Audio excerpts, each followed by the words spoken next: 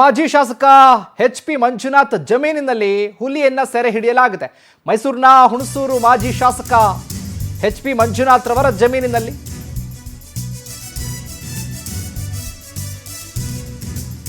ಹುಲಿಯನ್ನ ಸೆರೆ ಹಿಡಿಯಲಾಗಿದೆ. HP ಮಂಜುನಾಥ್ ತೋಟದ ಹತ್ತಿರ ಹುಲಿ ಸೆರೆಯಾಗಿದೆ. ಕೂಡ್ಲೂರು ಸಮೀಪ ಅರಣ್ಯ ಇಲಾಖೆಯಿಂದ ಕಾರ್ಯಾಚರಣೆ ನಡೆಸಿ ಹುಲಿಯನ್ನ ಹಿಡಿದಿದ್ದಾರೆ. ಹಲವು ದಿನಗಳಿಂದ ಉಪಟಳ ನೀಡುತ್ತಾ ಇದ್ದಂಥ ಹುಲಿ ಈಗ ಅಲ್ಲಿನ ಜನರು ನೆಟ್ಟುಸಿರನ್ನ ಬಿಟ್ಟಿದ್ದಾರೆ.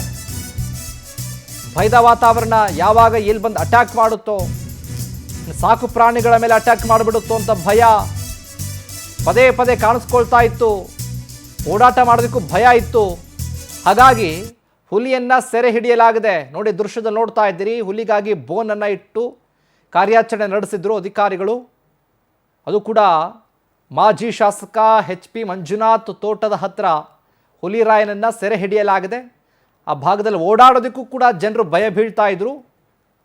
ಯಾವಾಗ ಎಲ್ಲಿ, ಯಾಕಂದರೆ ಹಲವು ಬಾರಿ ಕಾಣಿಸ್ಕೊಂಡಿತ್ತು, ಭಯದ ವಾತಾವರಣ ಇತ್ತು. ಅಧಿಕಾರಿಗಳಿಗೆ ಹಲವು ಬಾರಿ ಮನವಿ ಮಾಡಿಕೊಂಡಿದ್ರು ಸೆರೆ ಹಿಡಿಯಲಿಕ್ಕೆ. ಕೊನೆಗೂ ಕಾರ್ಯಾಚರಣೆ ಯಶಸ್ವಿಯಾಗಿದೆ. ಅಲ್ಲಿನ ಸಾರ್ವಜನಿಕರು ನಿಟ್ಟುಸಿರನ್ನ ಬಿಟ್ಟಿದ್ದಾರೆ.